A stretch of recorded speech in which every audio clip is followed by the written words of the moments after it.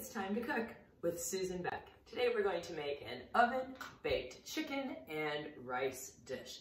Now I have made chicken and rice in the crock pot before and tried a few different recipes, but I've never liked any as much as this one. And I have to credit my daughter who found this. She's in college and she lives in an apartment now, and she does like to cook for herself. And she sent me 2 different chicken recipes that she said were just fantastic. This is one of them. Today we're going to use 2 thighs, 2 legs, 2 wings. You can use any kind of meat you would like. The recipe she found really called for the thigh cut, but even the breast would work, but we tend to lean towards these pieces and save our breast for some other recipes. Now I am going to create a rub, and that rub is going to have salt in it.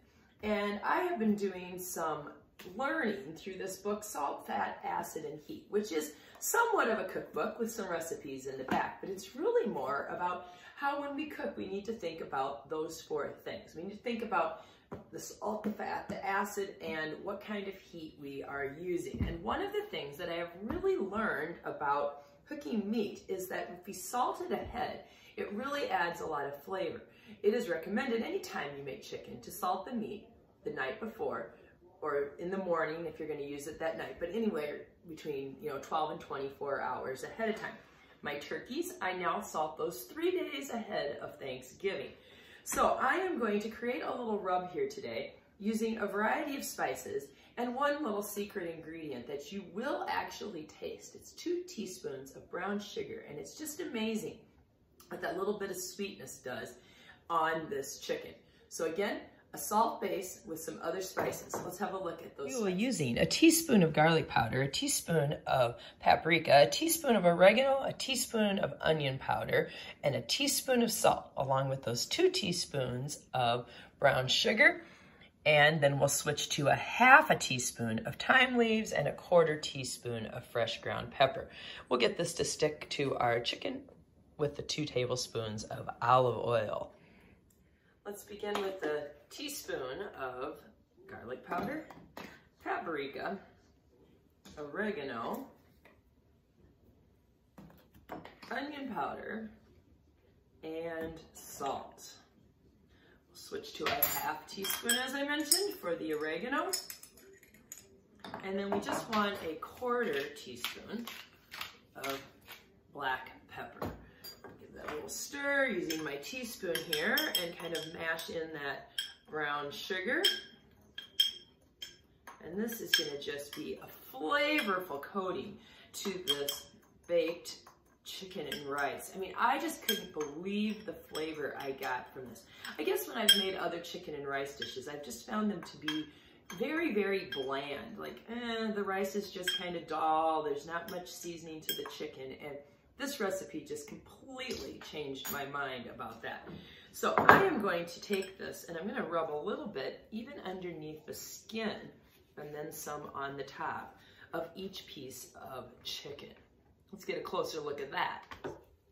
So again, with this next piece, I'm just going to put some of that kind of under the skin and some on the top of it. And we're seasoning from within, is what Samin Nosrat would say in this cookbook. Salt, acid, heat, and fat. All right, now these wings are a little harder to get it underneath, so we'll just put it on the top of those because it's hard to lift that skin there on those.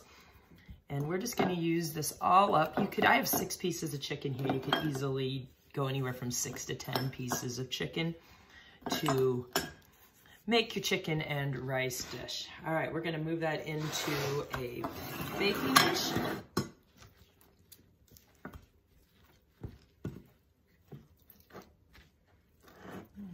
Those wings in the middle there, maybe.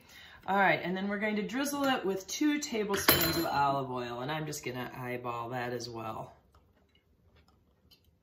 So we're gonna cover our chicken with some saran wrap and put this into the refrigerator, and I'm going to have my chicken in there for about 24 hours since it's getting close to supper time today, and I am going to serve this for supper tomorrow. Now, a little bit more about that salting process and why we do it so far ahead. Samin Nosrat of Salt, Fat, Acid, and Heat says that diffusion is a slow process and seasoning in advance gives the salt plenty of time to diffuse evenly throughout the meat. And this is a great way to season from within. And salt initiates osmosis and it draws the water out. Most people think that salt dries out the meat, but it's actually going to end up helping the meat to retain its moisture better. And again, you can read more about this in like my new favorite cookbook, or as I said, it's really more about cooking than a cookbook. So recipe's not from her, but the idea of salting the meat ahead is. So we will look at this again in another day, and we're going to then make a delicious rice to go underneath this as it bakes that's full of garlic and flavorful seasonings and onions again. And we will also be making a mushroom mixture that will get stirred in as well. And you are going to just love this, so it's worth planning ahead.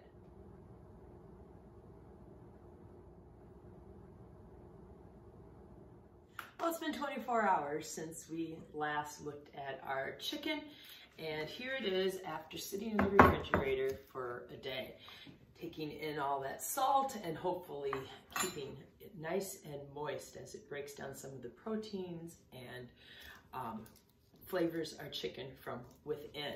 So now it's time to work on the rice. With the chicken will sit on top of this rice once we get it into our baking dish. So we are going to use 1 large onion, finely chopped. Let's get those things off to the side there. Got some center parts of the onion here that I don't really want. And we'll just chop this up into nice small pieces. This will add just tons of flavor to our rice. We are using white rice today. It is not minute rice. We want some nice long grain white rice pieces. This is quite a big onion here. I don't even know if I'm going to use all of it. In my opinion, about a cup of onion would be a nice amount. So I think I might save the rest of that for another day. Then we have 4 cloves of garlic. And I have this little silicone roller that if I stick my cloves in there and I roll this, it just, oops, that one fell out before it lost its outer edge. It'll just loosen those little outside layers and remove those really nicely. Those 2 are done. These 2 keep falling out on me. It probably is easier to do 1 or 2 at a time than all of them. And it just cracks that little thin papery layer that we don't want to eat right off. So let's brush that stuff off to the side. And we're going to mince up our garlic, which is another flavor going into our rice. We will also be using some chicken stock, butter, salt, and pepper. So all of those things are what's going to flavor the rice. As I mentioned, I've just never had chicken and rice that taste as great as this recipe does. I sure wish I had those great knife skills that you see all those chefs on TV show off with. Chop those onions up a little bit more too. It's okay if our garlic and onions are mixed together. They're all going into the same pan. Now, as for that chicken, remember we've got oregano and thyme and salt and pepper and just lots of really good flavors already on our meat. So that is ready. Our next step is to work on our broth. I have 1.5 cups of chicken stock. This is boiled down from chickens that we have grown, and then we take the carcasses and create our stock and freeze it or can it until we're ready for it. We also want 1.25 cups of water. We need a lot of moisture so that that rice will cook, and 2 tablespoons of butter. We want to start with this hot going over our rice. So I'm going to go ahead and put this into the microwave and warm it up. I'll know it's pretty warm once the butter has melted. My rice needs to be measured out as well. We are going to use 1.5 cups of white rice. Oops, I have a A little too much there. My measuring cup here has a mark for a half. There we go. And I like to rinse my rice. It gets rid of some of the starches. So I'm just going to simply run this under the drain until all the water that comes through becomes clear. It's going to start off like kind of white and cloudy, and I want it to run clear with water. So rinsing time. Well, our water, broth, and butter are warmed up and the butter's all melted. That took about 2.5 minutes. And our rice has been rinsed. I just use a mesh colander, and I've got this bowl underneath as some of the water continues to drip off.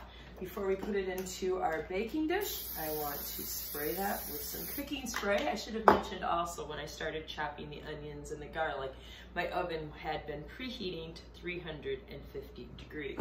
So we are going to add to our broth a 1/4 cup of oil.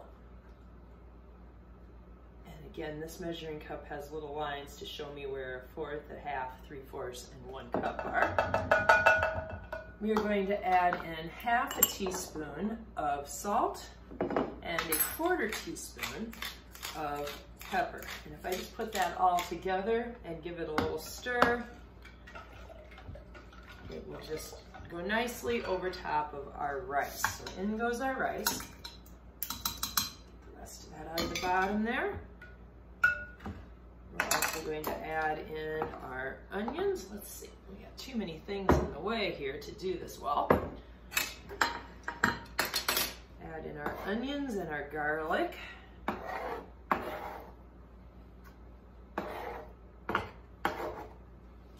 And then, a piece of onion I don't think I want there. We're going to pour our liquid over the top. And then I'll just kind of float around and fill in the whole pan. And our chicken pieces will then rest on top of that.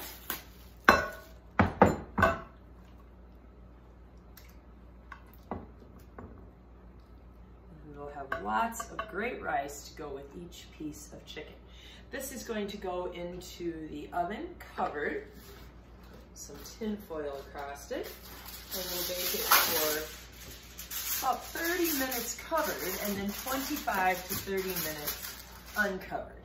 And then we'll begin the third step, which is the mushrooms. That's what really makes this a delicious chicken and rice.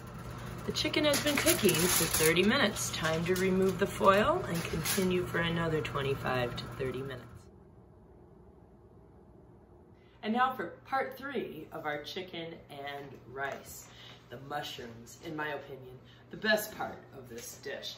We are going to put 2 tablespoons of butter into a big saucepan, and we are going to melt that butter on top of the stove. Now, while that butter is melting, we are going to cut up 8 ounces of mushrooms. That would be 1 entire package in most stores. And we're just going to give these all a rough chop. And then we are also going to cut up 2 more cloves of garlic. If you don't like garlic, you could always leave that out, but I love mushrooms and I love garlic, so I'm going to use the full amount given in the recipe. All right, I've got my garlic cloves over here ready to be minced up. And all of this will go into our pan to soften up, and then it's going to get stirred into our rice. Let's move over to the stove. You know, it's time to start your mushrooms when your chicken is done. Oh, look at that, just nice golden baked chicken with our rice. You can smell the onions and garlic in it. Oh, it's gonna taste so good. So our butter is all melted here. I'm gonna make sure that's down like on a medium heat. And I'm gonna add in all of my mushrooms and those 2 cloves of garlic. There we go. And we're just going to allow those to cook down a little bit. Just sauteing them in the butter. It's best if our chicken rests for a bit. That's why I make the mushrooms after the chicken comes out of the oven. And those are softening up pretty quickly. It's just been a couple of minutes. We're just going to add a pinch of salt, maybe 2 pinches of salt, and a little freshly ground pepper. Another ingredient that I usually put into this, if it's summer, is some of my green onions from the garden, but I don't have any green onions today, so I'm leaving those out. That would be completely optional. Chives would also work nicely. Just let those go for a couple more minutes, and then we'll be adding them to the rice. Time to put it all together. So we're going to remove the chicken for a moment and just set that over here on our cutting board that we've been using for the vegetables. Oops, my chicken leg is getting away from me. One more thigh there. And then our mushrooms are going to go into the rice.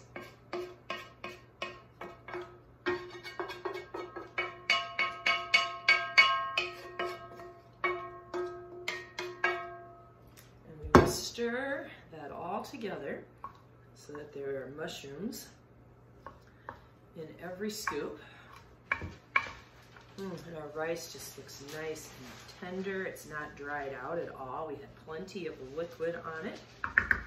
And then just to serve it, it looks really nice. The chicken pieces are all laid back on top again. And we've got our baked chicken and rice. There we go. All right, let's try it. I'm serving my chicken and rice with some carrots to brighten up the plate here today. And let's give this a try. The tender, juicy chicken here.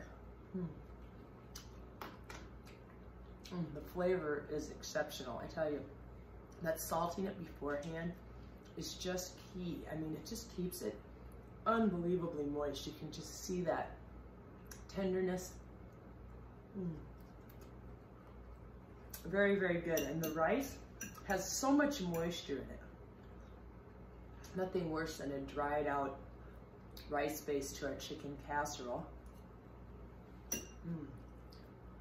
And the layers of flavor with the garlic and the onion and the mushrooms. Oh, it's just fantastic. I can see why my daughter sent me this recipe and said I really needed to try it. Again, the best chicken and rice dish that I have ever found.